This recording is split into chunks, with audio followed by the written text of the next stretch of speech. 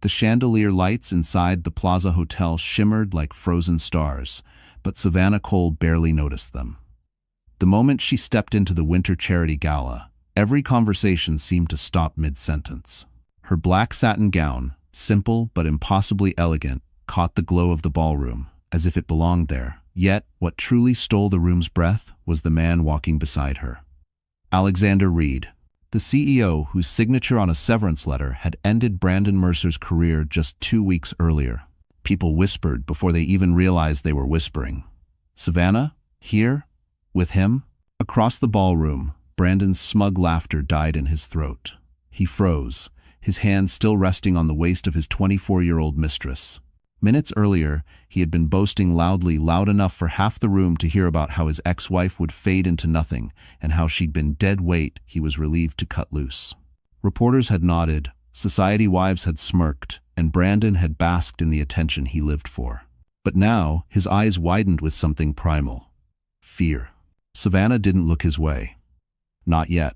Instead, she walked with a quiet grace, the same grace she carried during the divorce hearings when she said nothing, defended nothing, revealed nothing. Her silence had confused many, but to Brandon it had felt like victory. He believed she had no strength left, no voice, no proof of what he'd done. Tonight, he would learn how wrong he was. Alexander leaned slightly toward her, his voice low, warm. You don't have to face him alone. End of square. Savannah's lips curved into the faintest smile, controlled, steady, nothing like the trembling woman Brandon once abandoned. Because tonight wasn't about revenge. Tonight was about truth stepping out of the shadows. And every single person in that glittering room was seconds away from understanding who Savannah Cole really was. And the first crack in Brandon Mercer's perfect facade was about to appear right there under the lights. Savannah Cole didn't grow up in privilege or comfort. She came from a modest neighborhood in Columbus, Ohio, where her mother worked double shifts as a nurse and her father repaired old cars in a drafty garage behind their small house. Savannah learned early that life didn't hand out blessings, you earned them, one painstaking step at a time. And so she did. By the age of 32, she had fought her way into Manhattan's competitive branding world, carving out a place for herself in conference rooms filled with sharper elbows and louder voices. Her talent wasn't noise, it was precision. She understood people, what they feared, what they trusted, what they wished someone would finally acknowledge. That intuition made her brilliant at her job and quietly admired by colleagues who didn't always say it aloud. But her personal life? That was where the cracks formed. When she married Brandon Mercer 7 years earlier, she thought she had finally found someone who loved the softer parts of her. The parts that still believed in kindness, in partnership, in building a home rather than fighting for territory. Brandon, at first, seemed gentle, charming, supportive. But charm can rot and support can turn into something that looks like ownership. The change came slowly, so slowly she didn't see the trap until the door had closed. Brandon began praising her in public and criticizing her in private. He told her she was lucky to have him, that without him, she'd blend into the wallpaper. He dismissed her promotions as company politics, her exhaustion as drama, her dreams as cute. Then came the worst blow, the whispers from his family that Savannah was the reason they couldn't have a child. Brandon never defended her. In fact, he let the lie grow, even as he knew the truth from his own medical tests. Still, Savannah stayed. Stayed because she believed in vows, in patience, in trying harder when something felt broken. But trying harder only made her smaller. By the time Brandon asked for a divorce, she barely recognized the woman in the mirror, pale, quiet, carrying guilt that wasn't hers. He pressured her to sign quickly, quietly, for appearances. And she did, not because she was weak, but because she was tired. Bone tired. Yet standing in that ballroom tonight, beside Alexander Reed, there was no fatigue in her face. No guilt. No shrinking. There was only a woman rediscovering the strength she'd forgotten she had. And Brandon was about to see just how dangerous a silent woman can be once she remembers her worth. Manhattan had a way of making every victory feel brighter and every heartbreak feel colder. The city never stopped moving, never softened its edges, never waited for anyone to catch up. Savannah Cole experienced all of that firsthand during the months following her divorce. Her small apartment in Brooklyn Heights became both her refuge and her reminder of everything she'd lost. At night, she would sit near the narrow window overlooking the East River, watching the Manhattan skyline shimmer in the distance. The view looked like a promise, one she wasn't sure she still believed in. A half-open MacBook lay beside her most evenings, glowing with unfinished resumes and paused job applications, the cursor blinking like a quiet question. What now, Savannah? The city around her felt impossibly large, too expensive, too loud, too indifferent. Even the simple act of walking into a coffee shop on Fifth Avenue sometimes felt overwhelming. She'd order a small latte, clutch the warm cup in both hands, and remind herself to breathe. The crowds, the polished floors, the fast-talking employees tapping on iPads, all of it reminded her that she no longer belonged to the world Brandon once flaunted. And yet, Manhattan had always held a strange magic for her. It was in the rhythmic hum of traffic along Park Avenue, the smell of roasted chestnuts drifting from street carts, the slow swirl of snowflakes settling over Central Park in winter. Somewhere beneath the noise, Savannah believed there was still a life for her. Something she could build without permission, without apology. But the pressure didn't stop. Bills piled up. Her former company quietly removed her name from a major project. Some colleagues who once praised her suddenly avoided her. The Mercer family, bruised by scandalous rumors they themselves created, painted Savannah as unstable, difficult, emotional. It spread quickly in circles that mattered.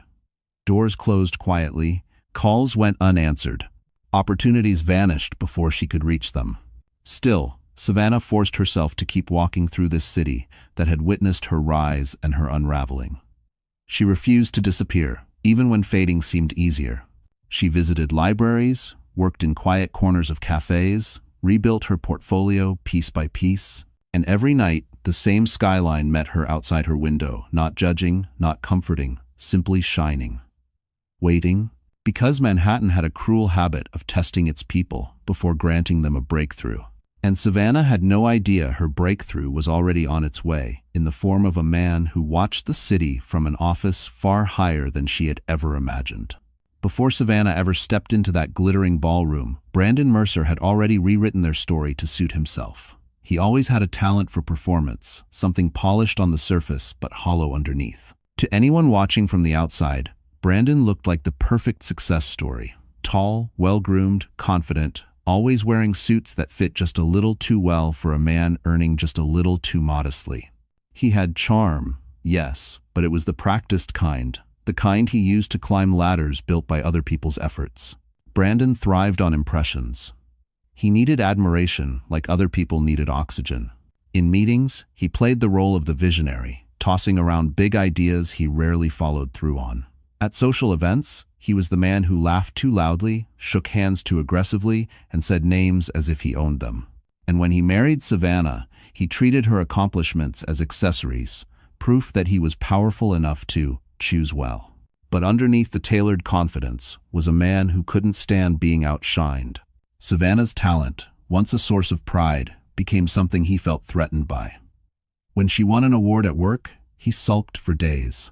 When she earned a higher bonus than he did, he accused her of using people. Then came the lies. Small ones at first, blurring numbers on expense reports, taking credit for her strategies, feeding rumors that she struggled to manage pressure. He wanted to rise, and he didn't care if he stepped on the woman who once stood beside him. The affair wasn't a surprise to anyone who truly knew him. His assistant, Lily Chapman, was young, eager, and too naive to see how Brandon molded people into tools. He used her affection, then used her presence as a weapon, letting Savannah walk into rooms where whispers had already been planted. But what the world didn't know was how far Brandon had gone. He forged Savannah's signature on internal financial documents, hoping to shift the blame if an audit ever surfaced. He whispered to his board that her emotional instability threatened the company's reputation. And in the final months of their marriage, he convinced her she was the reason their home, their life, their future had fallen apart. He thought he had buried the truth deep enough that no one would ever find it. But documents have a way of resurfacing. Lies have a way of unraveling. And guilt has a way of leaving traces in places arrogant men forget to clean. And tonight, under the brilliance of the plaza's chandeliers, Brandon Mercer was about to learn that the past he buried wasn't as dead as he believed. The collapse didn't begin with shouting or accusations. It began in a conference room that smelled faintly of coffee and cold ambition, where Savannah Cole learned how quietly a reputation could be destroyed. She had been called into a meeting with 3 department heads, all wearing the same practiced expression of concern.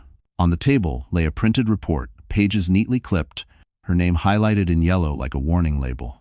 "We're reviewing some financial inconsistencies," one of them said, tapping a paragraph Savannah had never seen before. Lines of numbers. A signature. Her signature, except it wasn't. She stared at it, her heart sinking like a stone thrown into deep water. Brandon's handwriting mimicked hers almost perfectly. She recognized the slant, the tight loops.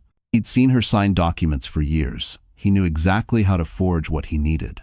"I didn't sign this," she said softly. The meeting grew colder. Outside the glass wall, employees moved through the hallway, unaware that Savannah's career built with late nights, quiet sacrifices, and endless patience was being dismantled behind a closed door. Someone cleared their throat. "For now, we need to remove you from the Aurora project until the investigation is complete." The Aurora project, the biggest branding initiative of the year. Her idea, her work, her breakthrough. Savannah felt her pulse in her throat. "Please, this isn't my..." "It's best for the company," the director interrupted. "And for you." The words grazed her pride like a blade. They weren't offering help, they were offering a quiet exit. By noon, the whispers had begun. People glanced at her as she walked back to her desk. Someone closed a door quickly. Another pretended not to see her. The woman she once mentored avoided her eyes entirely. Even the corporate walls seemed to judge her, their glass reflections echoing her humiliation. Then it got worse. That afternoon, Brandon arrived at the office with a performance rehearsed to perfection. He stood in the lobby, speaking to 2 colleagues, his voice low but not low enough. "I tried to help her," he said, shaking his head. "But she's been overwhelmed for months. I think the pressure finally got to her." "Bettina. She forged the documents?" someone asked. He hesitated just long enough to plant doubt. "I don't want to accuse her, but she hasn't been herself." Savannah stood at the top of the stairs, hearing every word as if it were scripted for maximum damage. And Brandon knew she was there. He glanced up, locking eyes with her. A small, triumphant smile touched his lips. In that moment, the man she once loved handed her humiliation to the entire building. But he had no idea that someone else, someone much more powerful, had witnessed the entire scene. The collapse didn't begin with shouting or accusations. It began in a conference room that smelled faintly of coffee and cold ambition, where Savannah Cole learned how quietly a reputation could be destroyed. She had been called into a meeting with 3 department heads, all wearing the same practiced expression of concern. On the table lay a printed report, pages neatly clipped, her name highlighted in yellow like a warning label. "We're reviewing some financial inconsistencies," one of them said, tapping a paragraph Savannah had never seen before. Lines of numbers. A signature. Her signature, except it wasn't. She stared at it, her heart sinking like a stone thrown into deep water. Brandon's handwriting mimicked hers almost perfectly. She recognized the slant, the tight loops. He'd seen her sign documents for years. He knew exactly how to forge what he needed. "I didn't sign this," she said softly. The meeting grew colder. Outside the glass wall, employees moved through the hallway, unaware that Savannah's career built with late nights, quiet sacrifices, and endless patience was being dismantled behind a closed door. Someone cleared their throat. "For now, we need to remove you from the Aurora project until the investigation is complete." The Aurora project, the biggest branding initiative of the year. Her idea, her work, her breakthrough. Savannah felt her pulse in her throat. "Please, this isn't my..." "It's best for the company," the director interrupted. "And for you." The words grazed her pride like a blade. They weren't offering help, they were offering a quiet exit. By noon, the whispers had begun. People glanced at her as she walked back to her desk. Someone closed a door quickly. Another pretended not to see her. The woman she once mentored avoided her eyes entirely. Even the corporate walls seemed to judge her, their glass reflections echoing her humiliation. Then it got worse. That afternoon, Brandon arrived at the office with a performance rehearsed to perfection. He stood in the lobby speaking to two colleagues, his voice low but not low enough. "I tried to help her," he said, shaking his head. "But she's been overwhelmed for months. I think the pressure finally got to her. If you tuck Soven, danger." "She forged the documents?" someone asked. He hesitated just long enough to plant doubt. "I don't want to accuse her, but she hasn't been herself." Savannah stood at the top of the stairs, hearing every word as if it were scripted for maximum damage. And Brandon knew she was there. He glanced up, locking eyes with her. A small, triumphant smile touched his lips. In that moment, the man she once loved handed her humiliation to the entire building. But he had no idea that someone else, someone much more powerful, had witnessed the entire scene. That night, Savannah Cole returned to her Brooklyn Heights apartment with footsteps that felt heavier than her own body. The hallway seemed longer, quieter, as if the world itself had pulled back from her. She unlocked the door, stepped into the dim living room, and the silence rushed toward her like a cold wave. No accusations, no explanations. Just the hollow echo of a life she no longer recognized. Her coat slipped from her shoulders and crumpled onto the floor. She didn't pick it up, she barely noticed it. She walked straight to the small kitchen counter, gripping the edge with trembling hands as the reality of the day replayed in sharp, unforgiving pieces. The forged signature, the stolen project, the whispers, Brandon's calculated performance, and worst of all, how easily people believed him. Her breath hitched. For weeks she had held herself together with thin threads of dignity, but tonight the threads snapped. She sank to the floor, pressing a hand to her chest as if she could hold herself in one piece. The tears came slowly at first, then in waves, hot, painful, cleansing. She tried to muffle the sound, instinctively, as though someone might scold her for being too emotional, too dramatic, too much. But there was no one here, only the quiet apartment and the blinking light of her forgotten answering machine.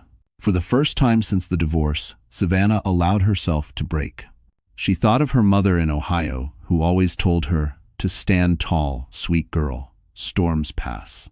But this storm felt endless. She thought of the future she'd planned with Brandon, children she'd dreamed of, vacations they never took, promises he'd broken before she even realized they were fragile. She thought of how hard she had loved, how fiercely she had worked, only to be pushed aside like an afterthought. Her phone buzzed on the counter, a text from an unknown number.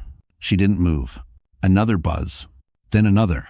Finally, exhausted, she reached for it. Her vision blurred as she unlocked the screen. A message appeared.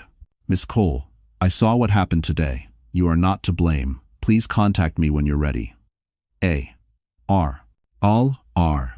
Alexander Reed." The CEO, the man whose eyes had followed the entire confrontation with a look she couldn't decipher, part concern, part calculation, part something else entirely. Savannah's heart stumbled. Why would a man like him care about her humiliation? Her phone buzzed again. One more message. "You deserve better than what was done to you today." Savannah wiped her tears, staring at the words glowing in the darkness. And for the first time in months, something faint, almost like hope, began to stir inside her. Savannah had expected Alexander Reed's message to be nothing more than a polite courtesy, an attempt by a distant CEO to acknowledge an uncomfortable situation he happened to witness. But the next morning, her phone buzzed again. This time, it wasn't a text. It was a call. She hesitated, staring at the screen. CEOs didn't call people like her. Not directly, not personally. Yet, his name glowed quietly. Alexander Reed. When she answered, his voice was calm, steady, with a kind of warmth she didn't expect from a man who ruled boardrooms. "Miss Cole," he began, "I want you to know yesterday wasn't your failure. It was someone else's manipulation." Savannah swallowed hard. "You don't need to get involved, Mr. Reed. I'm sure you have more important things." "I make time for what matters," he interrupted gently. "And integrity matters." The words landed softly, but carried weight. It was the first time in months someone spoke to her without suspicion, disappointment, or hidden agenda. Something inside her loosened, something she didn't realize had been clenched so tight. Alexander continued, "I've reviewed the internal reports. There are inconsistencies that point away from you. I'd like to discuss this further, if you're willing." Her breath caught. "Discuss? In person?" "Yes. At my office, or somewhere you feel comfortable." A pause.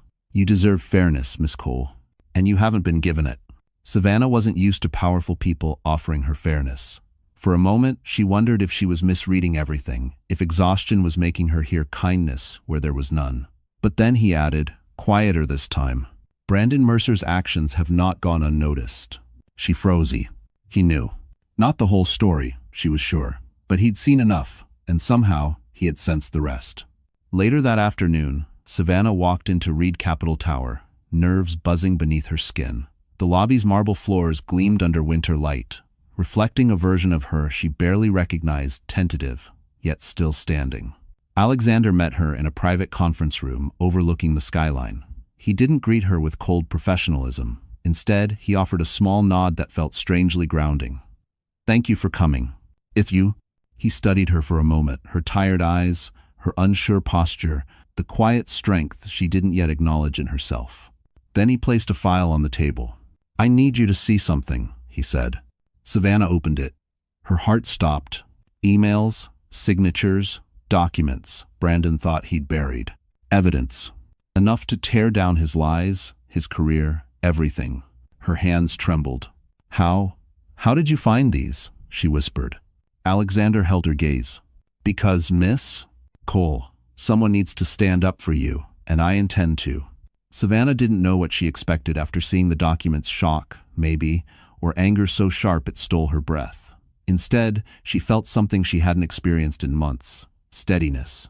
A strange, unfamiliar steadiness that came from the simple truth staring back at her in black ink. She wasn't crazy. She wasn't incompetent. She hadn't imagined Brandon's betrayal. Alexander watched her closely, but not in the way Brandon used to, the way a man watches someone he hopes to manipulate. No, Alexander's gaze was different, more patient, more respectful, as though he understood that Savannah wasn't just reading evidence, she was reclaiming pieces of herself. Why are you showing me this? She asked quietly. Because you deserve to know you were wronged, he replied, and because the company deserves honesty. His tone held no pity, no condescension, just clarity. Savannah looked down at the documents again. If this comes out, Brandon could lose everything. Alexander didn't flinch. He chose that path long before today. His calmness startled her. He wasn't cruel, just unwavering, like a man who made decisions based on principle, not convenience. They spoke for over an hour. Alexander didn't interrupt, didn't rush her, didn't push her toward any conclusion. He simply laid out facts, asked thoughtful questions, and quietly began stitching together the pieces of a truth Savannah never realized he had been observing from afar. When she finally stood to leave, he walked her to the elevator. The winter sunlight caught the edges of his profile, softening his usually sharp expression. You've endured more than you should have, he said as the elevator doors slid open. If you ever need support, even outside company matters, you can reach out. Support. The word felt foreign. No one had offered her that in a long time, not without strings attached. She stepped inside, turning to face him. Thank you, Mr. Reed. Alexander, he corrected, voice low. At least when we're not in the office. Savannah felt warmth bloom along her cheeks. It wasn't romantic, at least not yet. It was recognition. The sense of being seen by someone who didn't want anything from her except the truth. As the elevator descended, she replayed the meeting in her mind, the evidence, the calmness, the way Alexander looked at her as though she wasn't broken, just bruised. And bruises, she knew, could heal. When the doors opened into the lobby, her phone buzzed. A new message. From Brandon. We need to talk. Now. Savannah stared at the screen, her heart tightening not with fear this time, but with something sharper, clearer. Because now, she finally held the truth. And Brandon had no idea how much danger he was in. Savannah didn't answer Brandon's message, not that day, not that night. Instead, she powered off her phone for the first time in months. The silence that followed wasn't heavy this time. It felt cleansing, as though she were finally pulling the last of his poison out of her bloodstream. The next morning, she stood in front of her bathroom mirror, studying the woman, staring back. Her eyes were tired, yes, but beneath the exhaustion was something fiercer than she remembered. A spark she hadn't seen since before the marriage began eroding her piece by piece. She brushed her hair back, tied it into a low knot, and whispered to herself, "No more shrinking." Those words became her quiet vow. Savannah spent the next week rebuilding what Brandon had tried to break. She reached out to past colleagues, the ones who respected her work before the rumors spread. Some were hesitant, but a few responded with genuine warmth. A former client insisted on taking her to lunch, praising the clarity and artistry of her branding strategies. Another asked if she could help with a small project. It wasn't much, but it was a start. At home, she opened her laptop not with dread this time, but with purpose. She refreshed her portfolio, rewriting case studies in her own voice again.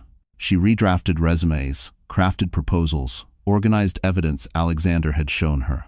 Every keystroke felt like reclaiming territory. And for the first time in months, Savannah slept through an entire night. But her transformation wasn't just internal. She bought herself a new coat, nothing extravagant, just a camel wool wrap that made her feel secure and grounded. On a cold Thursday morning, she walked across the Brooklyn Bridge with her coffee, her steps firmer than the week before. She noticed the city again, the way sunlight glinted off skyscrapers, the distant horns, the hum of life she once adored. Manhattan no longer felt like it was pushing her out. It felt like it was waiting for her to catch up. Still, she hadn't responded to Brandon. She didn't need to. She owed him nothing anymore. But fate didn't intend to let things stay quiet. One evening, as Savannah was reviewing a proposal at a small cafe near Central Park, the door opened, and cold winter air rushed in. She looked up, expecting another customer, maybe a student, a tourist, a businessman in a hurry. Instead, Brandon Mercer walked in. His eyes scanned the room and landed on her. He froze. Savannah didn't. She lifted her chin, calm and unshaken. Brandon approached slowly, his expression tight, almost desperate. "Savannah, we need to talk." She closed her laptop gently, because this time, she wasn't the one who had anything to fear. Brandon stood above her table, his breath visible in the cold air still clinging to his coat. Savannah didn't rise. She didn't flinch. She simply folded her hands, calm in a way that unsettled him instantly. "We need to talk," he repeated, his tone softening in a way she recognized too well, his damage control voice. Savannah looked up. "About what? You seemed very sure of yourself at the office." He winced. "Savannah, things got out of hand. I never meant for you to get hurt." "Put mine it." She almost laughed. Hurt? He had dismantled her career, her reputation, her sense of self, and now he spoke as if it were a small misunderstanding at a dinner table. "What do you want, Brandon?" she asked quietly. He sat down without being invited. His eyes darted around the cafe, checking whether anyone was watching. "Someone's digging into my records, asking questions about signatures, about expense reports, someone high up." Savannah held his gaze, unblinking. "Maybe you should answer them." His jaw tightened. "Don't play games with me. You know exactly what I'm talking about." She didn't shift, didn't breathe differently. She had learned that silence unnerved him more than anger ever could. Brandon leaned in. "Savannah, listen, if these documents come out, it'll ruin me. My career, my future, everything. I need you to help me fix this." She blinked, stunned not by the request, but by the audacity. He had dragged her name through the mud, then dared to ask for rescue. "How would I help?" she asked, voice flat. "Tell them the signature was a mistake. Say you signed it quickly and forgot. Say we were under stress." "We?" Savannah echoed. Brandon swallowed. "Look, I know I wasn't perfect, but we both made mistakes. This doesn't have to destroy us." "Us?" The word tasted sour. Savannah leaned back in her chair, studying him. Brandon's face, once so confident, now showed cracks of real fear. He wasn't apologizing. He wasn't remorseful. He was cornered. And cornered men only cared about escape. "I'm not covering for you," she said softly. His eyes flared. "If you don't, they'll go after you too." "No," she replied, her calm slicing through his panic. "They've already found the truth." Brandon stiffened. "What truth?" She slipped her laptop into her bag, rising slowly. "The truth you tried so hard to bury." His breath caught. "Savannah, what did you do?" She met his eyes one last time, unbroken. "I finally stopped protecting the wrong person." And as she walked past him, Brandon's phone vibrated violently on the table, an incoming call from an office he had prayed would never call again. Savannah didn't rush home after leaving Brandon in the cafe. Instead, She walked through the chilly evening air of Central Park, letting the cold steadiness quiet her thoughts. For the first time in a long time, she wasn't reacting, she was choosing. Each breath felt like reclaiming a little more space inside herself. Space Brandon had once occupied with criticism and doubt. The next morning, she woke before sunrise. No heaviness, no panic, just a quiet determination. She opened her closet and examined the clothes she had kept for years, most of them chosen to make Brandon comfortable. Soft colors, conservative cuts, nothing that drew too much attention. She realized how much of her life had been shaped around minimizing herself. That ended now. Savannah donated half her wardrobe to a local shelter, keeping only pieces that felt strong and honest. Then she visited a small boutique in Soho. Nothing flashy, nothing loud, just a place where the owner greeted her with kindness instead of judgment. She bought a deep navy blazer that fit her shoulders perfectly, a pair of tailored slacks, and a simple silk blouse. Clothing that didn't hide her. Clothing that didn't apologize. At home, she sat at her dining table with a fresh cup of coffee and opened her laptop. This time, she didn't hesitate. She updated her portfolio, removed Brandon's name from projects he'd stolen credit for, and rewrote her personal statement with a clarity she hadn't had in years. Every word she typed felt like returning to the woman she once promised she'd become. By mid-afternoon, she sent her new portfolio to 3 industry contacts, and within an hour, one of them replied, "Your work is exceptional. Let's meet." Savannah exhaled, feeling something warm unfurl in her chest. Hope didn't feel frightening anymore. It felt deserved. Later that day, as the city lights flickered on across Manhattan, she braided her hair loosely and stood before the bathroom mirror again. This time, the woman looking back wasn't tired. She was focused, centered, unapologetically herself. And there was still one more step in her transformation. She picked up her phone and typed a short message to Alexander Reed. "I'm ready to talk about next steps." Before she could set the phone down, it buzzed. His reply came almost instantly. "Come to my office tomorrow morning. I have something to show you." She felt her heartbeat quicken, not with fear, but with anticipation. Because somewhere between the truth he uncovered and the calm he gave her, Alexander had become more than a distant CEO. He had become someone she trusted, someone who saw her, someone who believed she could rise again. And tomorrow, she would learn exactly why he believed that, and why he had chosen to stand beside her long before she realized she needed anyone at all. Brandon Mercer had always believed he could talk his way out of anything. He relied on charm the way other men relied on oxygen. But charm didn't help him when he received the call that morning, the one that made his blood drain faster than ice melting on steel. "Mr. Mercer," the voice on the line said, "we need you to come into the compliance office." Immediately, he froze in his kitchen, the spoon in his cereal bowl clattering against the ceramic. Lily, still wearing one of his shirts, peeked from the hallway, confused by the sudden stiffness in his shoulders. "Everything okay?" she asked. Brandon didn't answer. His mind was racing too fast. Who had talked? Who had seen what? Who had access to the documents he buried so carefully? The meeting was worse than he imagined. 4 compliance officers sat waiting, folders open, faces grim. On the table lay the forged signature, the one he had created so confidently, convinced he'd never be caught.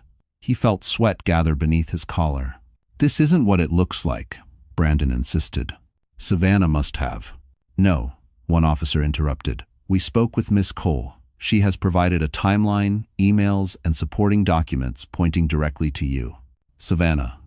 His stomach twisted. He had expected her silence, counted on it. He assumed she would stay quiet out of fear, habit, or loyalty.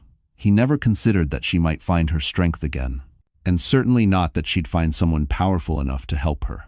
"What emails?" he demanded, voice cracking. "Copies she received," another answered. "From a third party." A third party? Brandon's mind tripped over the possibilities, but one name rose above all others, the one man he never wanted to cross. Alexander Reed. By the time he was escorted out of the office, quietly but firmly, his vision had narrowed to static. He needed control. He needed leverage. He needed Savannah back under his thumb before Reed crushed him completely. He tried calling her. No answer. He texted. No reply. Lily watched him pace their apartment, worry replacing her usual infatuation. "Brandon, what's going on? You're scaring me." "I need her," he muttered. gripping his hair with both hands. She has something that could destroy me. Lily blinked. Your ex-wife? He didn't confirm it. He didn't need to. Late that afternoon, he stormed out of the building and headed straight to Reed Capital Tower, furious, desperate, unraveling. He didn't know what Savannah had planned. He didn't know how much Alexander knew. He only knew one thing. He was losing control. And Brandon Mercer did not survive without control. He pushed through the revolving doors of the tower, ready to demand answers. But what he found waiting for him inside was far worse than anything he imagined. While Brandon Mercer was unraveling inside Reed Capital Tower, his mistress, Lily Chapman, was experiencing her own slow collapse, one that began the moment his life stopped looking glamorous and started looking unstable.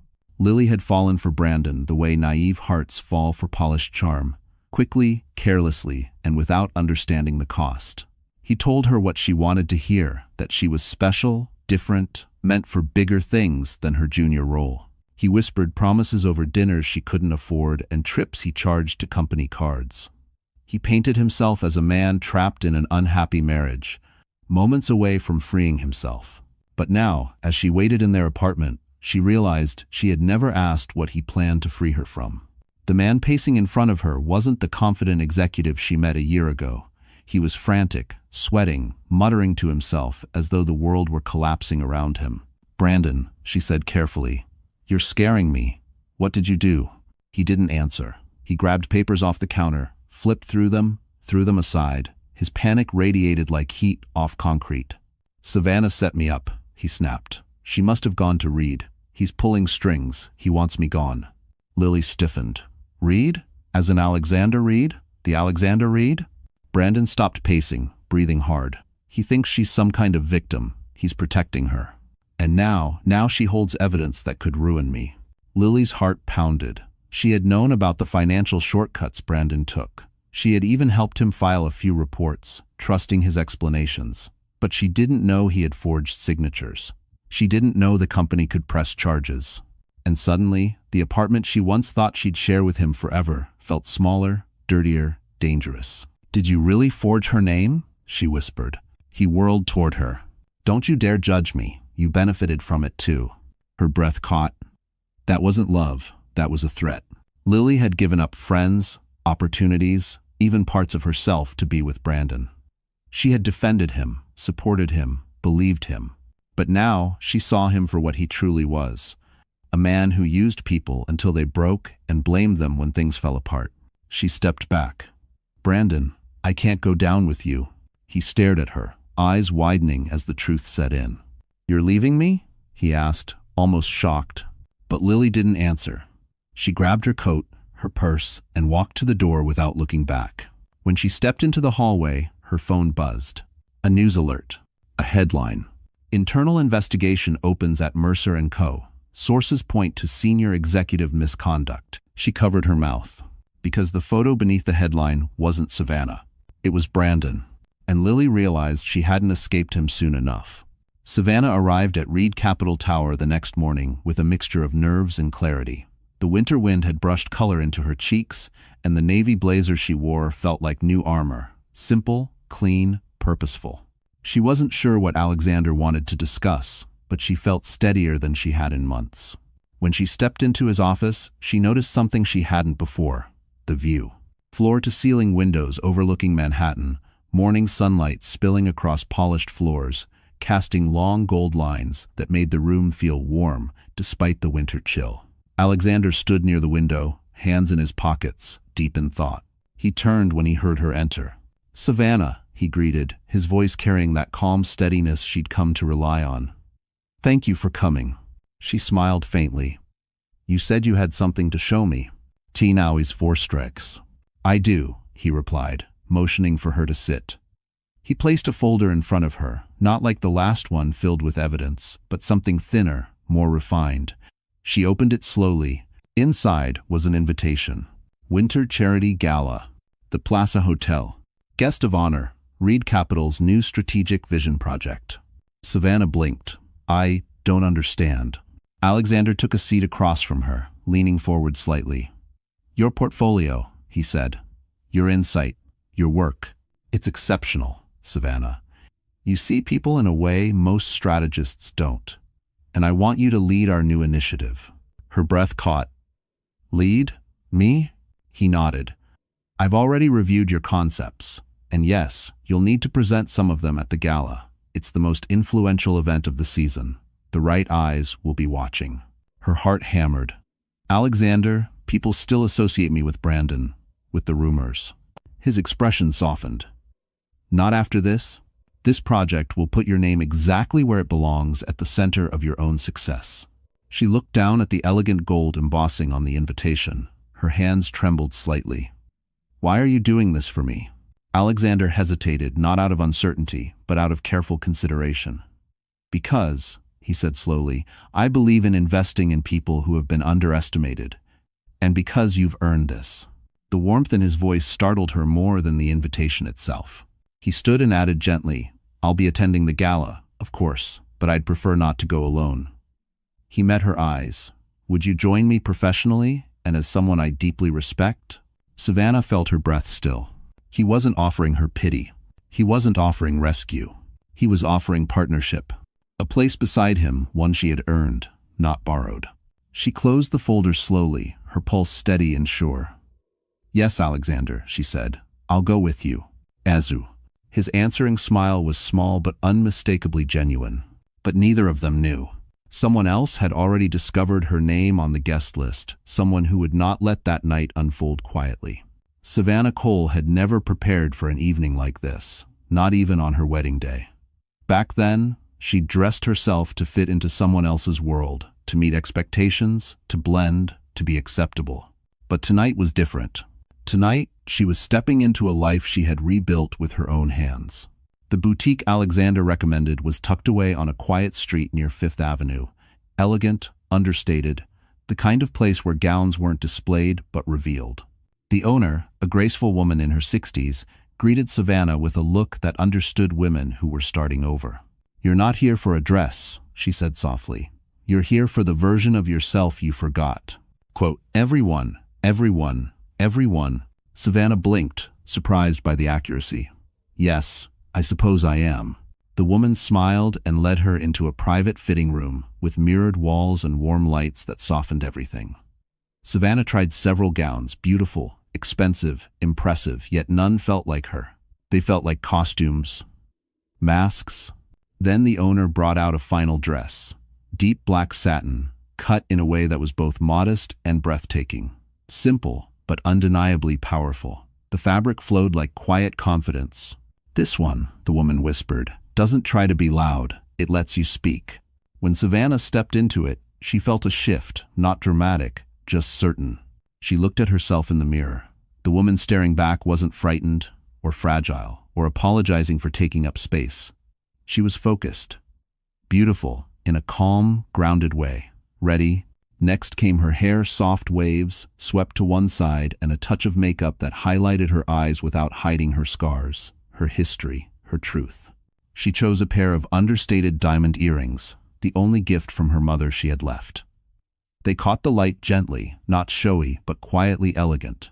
When she slipped on black heels and wrapped herself in a long evening coat, she felt something she hadn't felt in a long time. Belonging. Not to a man, not to a marriage, but to herself. Outside, the city glowed beneath the early evening sky. A car waited Alexander's driver, punctual and composed. As she approached, the driver smiled warmly. "Miss Cole," he said, holding the door for her. "Mr. Reed asked me to tell you. He's looking forward to this evening." Her heart fluttered, a soft but undeniable warmth spreading through her chest. She stepped inside the car, smoothing her gown as Manhattan's lights blurred past the windows. Somewhere behind those lights, Brandon was spiraling. But tonight was not about him. Tonight was about her rise, her truth, her return. Yet as the car pulled up to the Plaza Hotel, a figure waited near the entrance, someone she did not expect. And the sight of that person nearly stopped her breath. For a moment, Savannah wondered if the winter air had blurred her vision, because standing near the entrance of the Plaza Hotel, hands in his pockets, expression unreadable, was her older brother, Daniel Cole. The same brother who hadn't spoken to her since the divorce. The same man who once believed Brandon's lies more than he believed her truth. He stepped forward, eyes widening as he took in the sight of her gown, her poise, her new quiet confidence. "Savannah," he breathed, "you look different." She held her clutch a little tighter. "What are you doing here, Daniel?" He exhaled, glancing toward the grand doors behind him. "I'm here for work. The firm sponsors part of the gala." A pause. "But I also needed to see you." "It's now." She felt an old ache flicker in her chest. The last time they spoke, he told her she was overreacting about Brandon, told her she needed to try harder to save her marriage, told her that family doesn't quit. But she didn't quit. She survived. Daniel shifted, guilt pooling in his eyes. "I heard about the investigation and the forged documents. Savannah, I didn't know. I should have believed you." She swallowed. The apology she once begged for came now unexpected, painful, late. "It's okay," she said softly. "You weren't the only one." Before Daniel could respond, the car door on the other side opened. Alexander Reed stepped out, adjusting his cufflinks. Even in the cold, he radiated a warmth that steadied her heartbeat. When he saw Daniel, he paused, then walked toward them with the composed confidence of a man accustomed to navigating high-stakes rooms. "Miss Cole," he greeted, his voice low. "You look remarkable." Daniel's brows lifted. "This is your date?" Savannah felt heat rise to her cheeks. "My guest," she corrected gently. Alexander extended a hand to Daniel. "Alexander Reed." Daniel blinked. "The CEO? Wow. I didn't realize Savannah was—" He stopped before finishing, but the implication hung in the air. Savannah straightened. "I'm here for work, Daniel, not as anyone's accessory." Alexander glanced at her with quiet admiration, a hint of a smile playing at his lips. Inside the hotel, music drifted through the open doors, piano notes floating like warm light.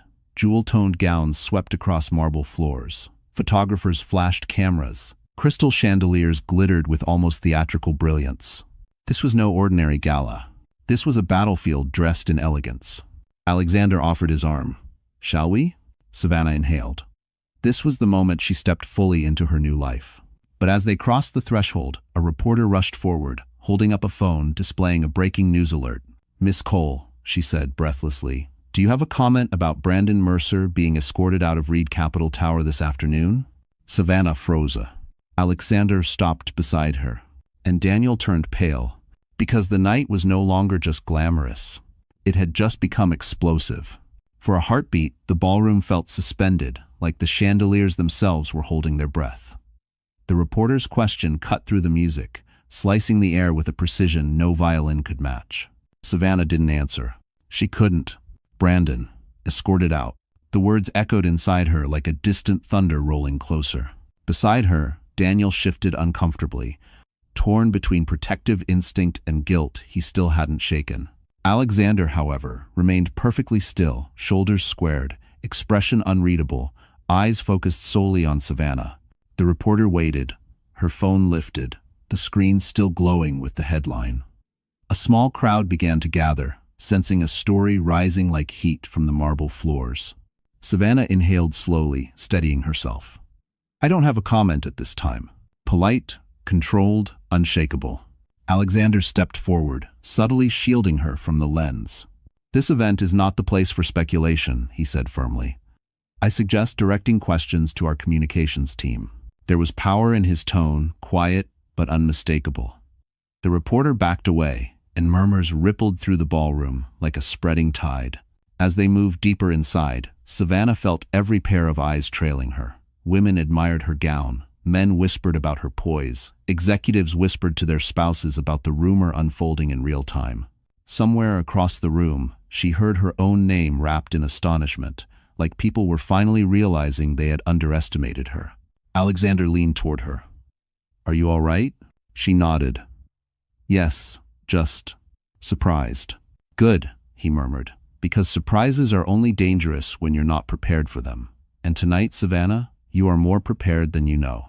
His confidence in her felt like a warm coat draped over her shoulders. As they entered the grand ballroom, the scale of the event struck her fully. Crystal chandeliers spilled golden light across mirror-polished floors. A string quartet played softly from a raised platform. Senators, CEOs, journalists, philanthropists, all dressed in the richest fabrics, mingled in glittering clusters. It was a world Brandon always wanted to dominate, a world he insisted she didn't belong to. Yet, here she was, not as someone's wife, not as someone's shadow, but as a woman rising on her own terms. And those who once whispered about her with pity now whispered with awe. Daniel leaned close. "Savannah? People can see the change in you." She didn't reply. She didn't need to. Because across the room, a new wave of gasps suddenly erupted, sharper, louder, unmistakably shocked. Savannah turned instinctively. And there, at the entrance, stood a man she prayed she wouldn't see tonight. Brandon Mercer. Disheveled. Furious. Eyes locked solely on her. And he wasn't alone. Brandon's presence hit the ballroom like a sudden cold wind. Conversations faltered, glasses paused midair, and more than one guest turned their head to confirm the spectacle unfolding at the entrance. His tuxedo was wrinkled, his tie crooked, his expression a mix of fury and desperation, a man stripped of the image he depended on to breathe. But what startled the crowd even more was the woman beside him, Lily Chapman. Her eyes were red from crying, her steps reluctant, as though she'd been dragged there, not escorted. They looked nothing like the polished couple Brandon once tried to present to the world. They looked like a disaster waiting to spill.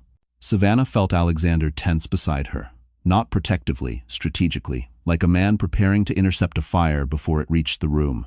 Brandon broke through the crowd, ignoring the shocked whispers that trailed his steps. His gaze stayed locked on Savannah, blazing with something unhinged. "You," he snarled, stopping a few feet from her. "You did this to me." Savannah lifted her chin, steady. "I didn't expose anything that wasn't already true." Lily grabbed Brandon's arm. "Brandon, stop, please. Not here." He jerked away. "You stay out of this." Alexander stepped forward then, positioning himself subtly but unmistakably between Savannah and Brandon. His voice remained calm, but steel threaded through every syllable.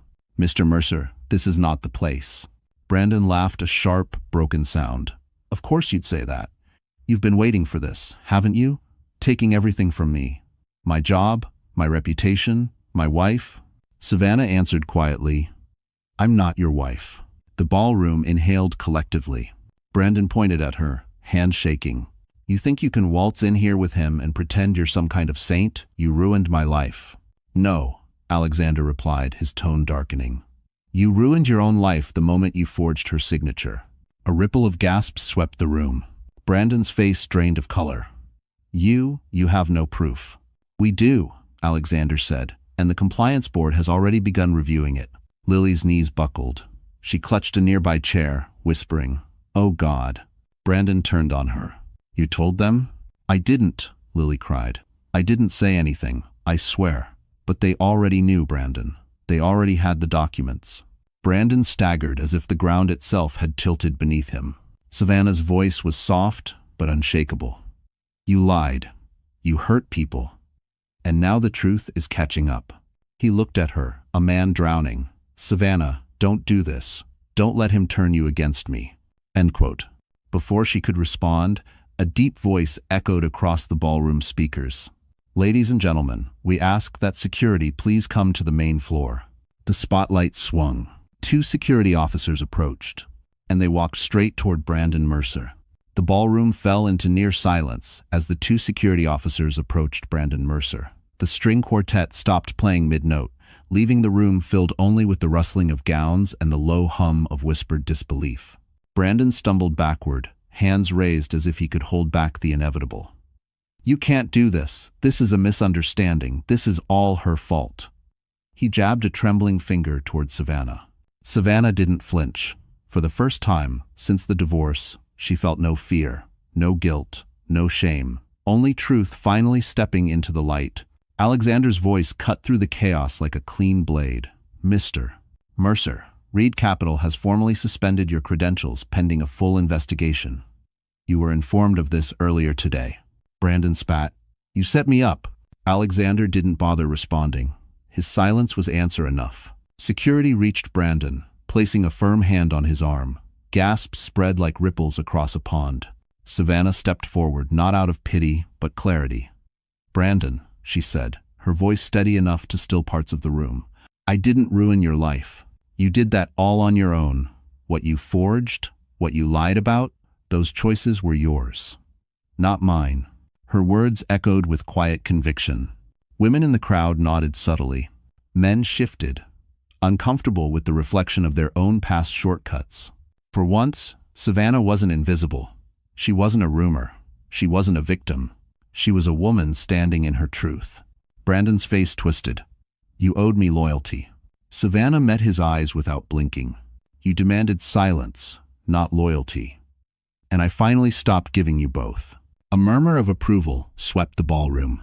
Lily, trembling beside him, whispered, "Brandon, they have everything. They're not lying." He snapped, "You're useless too." Gasps. Someone covered their mouth. Even Daniel stiffened in disgust. Savannah spoke gently, addressing Lily. "You don't have to stay with him. None of us did." Tears filled Lily's eyes. She stepped back, shaking her head at Brandon. "I'm done. I guess." That was the final crack. Security guided Brandon toward the exit as he shouted empty threats, his voice growing smaller with each step until the doors closed behind him, sealing his downfall. The ballroom released a collective breath. Alexander turned to Savannah. "You handled that with remarkable grace." She exhaled softly. "I didn't do it for him. I did it for myself." Alexander's expression warmed quiet, deep, admiring. Daniel approached next, pride and remorse mingling in his eyes. "Savannah, I'm proud of you, truly." For the first time in years, she believed the words. The lights dimmed, signaling the next portion of the gala, the keynote presentation. Alexander offered his arm once more. "Ready?" Savannah nodded. "More than ever." But as they walked toward the stage, a staff member hurried up to them, breathless. "Mr. Reed, Miss Cole, there's something you need to see backstage, right now." Savannah and Alexander exchanged a startled glance. Because the night wasn't finished. Not yet. Backstage, the noise from the ballroom dimmed into a distant hum. The staff member led Savannah and Alexander to a small monitor room where several live feeds from the gala were displayed. One screen showed Brandon being escorted out onto the snowy sidewalk, cameras flashing as reporters swarmed. Another showed Lily giving a quiet statement to security, confirming Brandon's misconduct. But it was the third screen that made Savannah inhale sharply.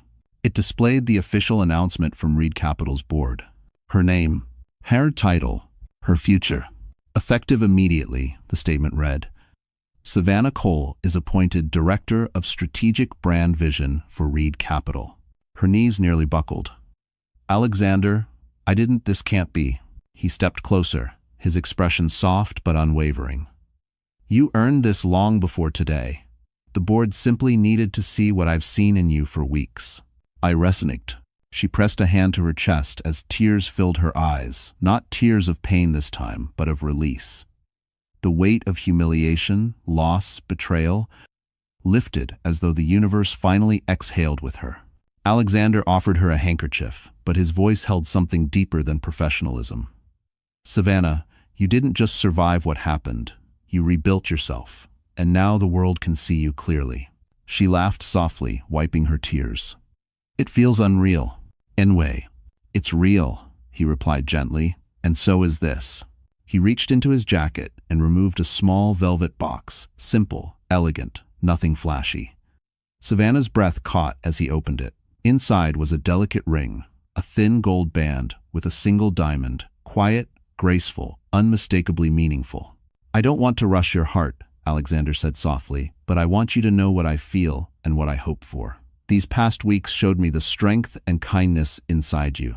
Savannah, would you consider building a future with me? Not a demand, not an expectation, an invitation." Savannah felt her entire journey from heartbreak to rebirth gather in her chest like a rising light. Brandon's lies no longer defined her. Her fear no longer held her. Her silence no longer trapped her. She reached for Alexander's hand. "Yes," she whispered, "I will." The relief in his eyes was profound, warm, grounding. He placed the ring on her finger gently, reverently. When they returned to the ballroom, applause erupted, not for Brandon, not for scandal, but for Savannah Cole, a woman who lost everything, rose again, and finally stepped into the life she deserved. As Alexander guided her forward, Savannah felt steady, whole, honored. The chandeliers glowed brighter, the music swelled, and Manhattan shimmered beyond the windows.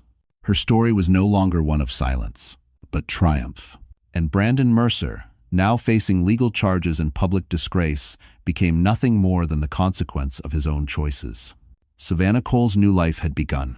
Fully, finally, completely. And just like that, our story reaches its end. But you're still here, aren't you?